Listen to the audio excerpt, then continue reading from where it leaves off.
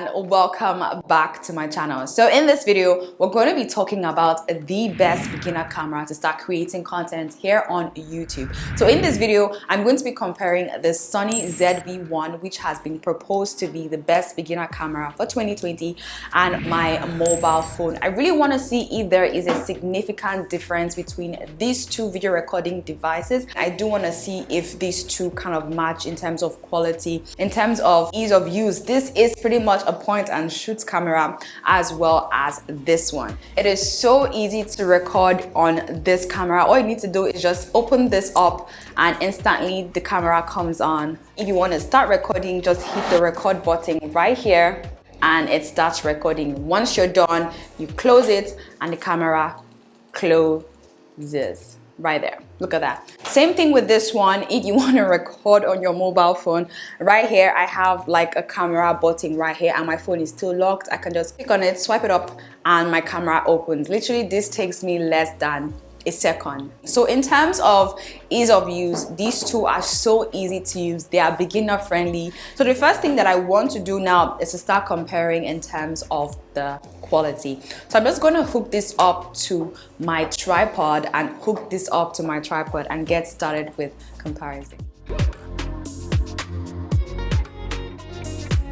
What is good about these two cameras is that they both shoot in HD as well as in 4K. However, this my mobile phone right here shoots in 8K. Okay, so I've currently set these two recording devices to HD. I'm gonna do a side-by-side comparison, but when it comes to filming on your mobile phone, you definitely want to film using your back camera. But just for reference, I'm gonna do a quick comparison between the front and the back camera so you guys can see the difference. Okay, so just for reference purposes, this is what the front camera looks like. The quality is also amazing. I mean, you can shoot an entire YouTube video like this. The lighting is amazing because of the window that I'm using. But I'm going to switch over so you guys can also see what the back looks like. Alright, so now this is me recording on my back facing camera. I'm just trying to show you guys what the difference looks like between the back facing camera and the front facing camera. With this, you can get a lot more details with like the picture, the video and all of that. Now my hands are starting to hurt, but I just wanted to show you guys what it looks like compared from the front to the back as well. I'm going to be using the back camera throughout comparing because again the back camera has a lot more quality. It's more superior compared to the front camera. So for the purpose of this video, I'm only going to be using the back camera when comparing it against this. Okay, so this is what it looks like filming on my Sony Zv1. Hi guys, now I'm not using any external microphone as you guys can probably hear. I don't know what the audio would sound like, but I just wanted you guys to see what it looks like and what it also sounds like. Now this is also what it looks like filming on my Samsung Note 20 Ultra. I wanted you guys to kind of like have like a side-by-side comparison between the two qualities, kind of see and feel what they look like, see if it's something you can start off with in terms of filming on your Sony Zv1 like this or on your Note 20 Ultra. Again, if you have a mobile phone, definitely something you can work with, but I wanted to kind of pin these two together because these are 2020 phones. This is a 2020 phone as well as a 2020 camera, so I want to kind of compare these two together. So this is what it looks like filming in HD. Now what I want to do is to change this over to 4K. This is what it looks like recording in 4K on my Sony Zv1. I hope it's as detailed as I would expect because it's 4K. It should be 4 times the quality, and this is what it looks like recording on my Samsung Note 20 Ultra in 4K. Now something I want to do is to kind of play around with the lighting. I'm going to open up my blinds as well as close everything up. I want to see what it looks like and how to perform when it is too bright as well as when it is too dark. But again, this is the video comparison and the quality comparison as well. Okay, so next up, I'm going to be comparing these two in terms of how wide they can go when filming like a vlog content. And this is amazing for anyone who wants to create like vlog style content. So I'm using the wide lens on my camera. This is the widest at 24mm on my Zv1. I'm going to just show you guys a side-by-side comparison so you guys can see how like empty this space is and my background at the back. This is as wide as they both can go. as you guys can see, yeah, the same length. So right now they are almost the same, if not the same. This is how wide the Sony Zv1 goes, using the same length, arm's length out, and this is how wide my Samsung Note 20 Ultra goes. So if you're filming using an iPhone or a Samsung that has 3 cameras, you guys already know that we have the ultra wide, the normal wide, and then the macro lens as well. So with this one, I'm using the ultra wide lens, and with this, you guys know that it kind of gives you a wider view. This would be amazing for vlogs. With this, you don't really need to stretch out that wide. You can literally vlog like this and still get like a wide view. Okay, so like I said earlier on, my Samsung Note 20 Ultra films in 8K, which is amazing and it's mind-blowing for a smartphone. So what I'm gonna do now is, because I don't have 8K capabilities on this one, I'm just going to show you guys what it looks like. Okay, so the problem with filming with 8K is that this crops you in tighter than filming in HD or UHD, which is 4K. 8K crops you in twice the size. Because I think I want a lot of light coming into this space. So this way, the video looks a little bit more appealing in terms of the quality. So I'm going to just record now. It definitely looks a lot brighter. Ignore that. Okay, so now I am perfectly framed. Now I want to record in 8K so you guys can see and have a feel of what the quality looks like. Okay, so this is what it looks like filming on my phone using the 8K capabilities. This is what 8K looks like on my phone. And I really want to know, because I'm curious, does this look any different from the 4K? Is that really a difference? Because I know technically there is, but visually, is there?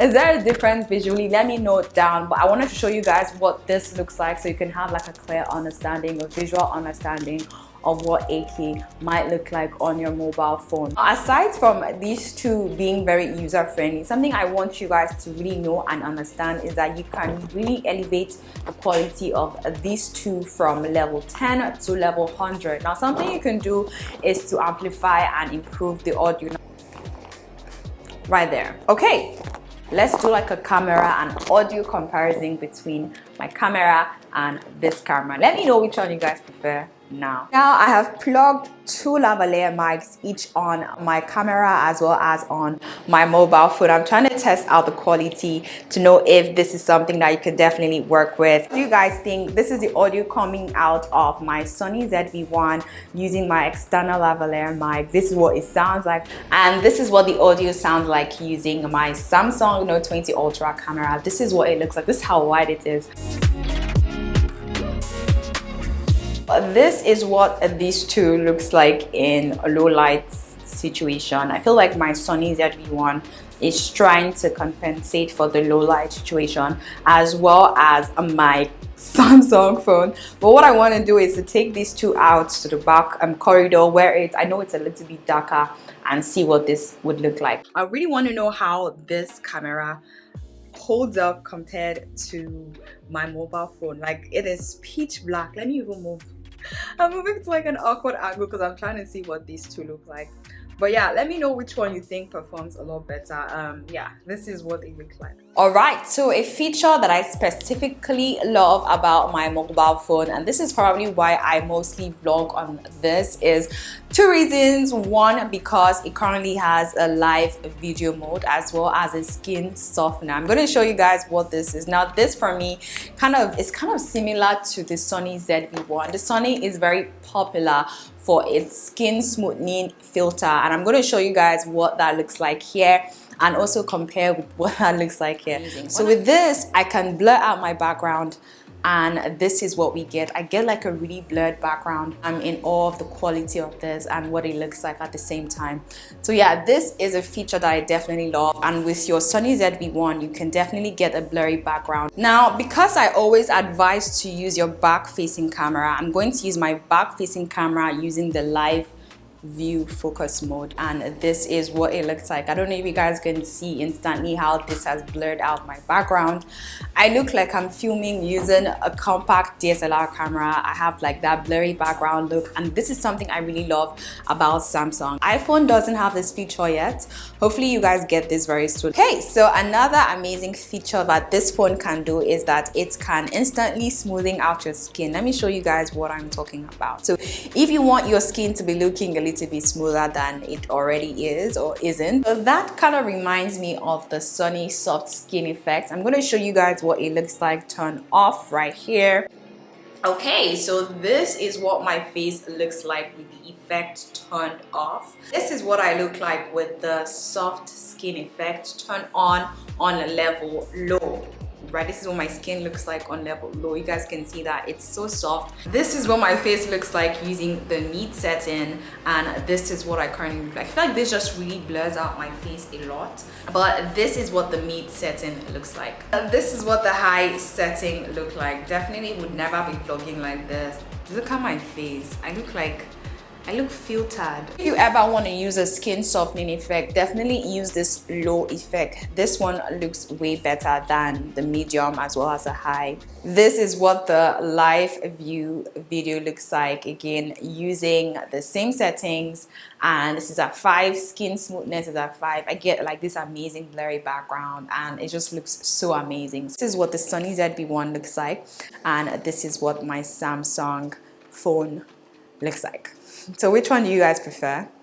Let me know down in the description box as well, so I kind of know like what to go for and which one works better. Something to also note is that with these two recording devices, you get a pro mode or a manual mode if you're using a DSLR, a compact, or a mirrorless camera. Now with the manual mode, you get to hand pick your settings and tweak your settings to the exact point that you actually want, and with your mobile phone you can actually do that. Same goes to your compact camera, you can do that. So if I switch over to the pro mode, you're creating like a cinematic video. You can reduce all of this to get like a very cinematic shot. Okay, so this is what it would typically look like if you're filming a cinematic video. With this, you can color grade it. You can even change the colors of what I'm wearing. So if you've watched this video up until now, I'm so curious and I'm so interested to know which one you guys prefer, filming on my mobile phone or filming using the Sony Zv1. And I want you guys to tell me down in the comment section. I'm so curious and I'm so interested in knowing what your thoughts and opinions are regarding this too, and I cannot wait to see your response and your replies down in the comment section. Again, in case you guys enjoyed this video, let me know down in the comment section. If you're new here and you're starting off a YouTube channel where you want to explore your creativity and you're curious to know what to buy, equipment, how to set up, I have tons of videos relating to that. I made it a lot easy for you because I've compiled it into an entire playlist, and I will leave them right here. So get started with setting up and get started with your YouTube channel, and I'll see you guys in one of these videos. If you are yet to subscribe, feel free to subscribe. It is totally free and fun here. Click on the subscribe button right here and let's get started with this. I'll see you guys in one of these videos. Till then, stay fabulous and stay blessed. Bye guys.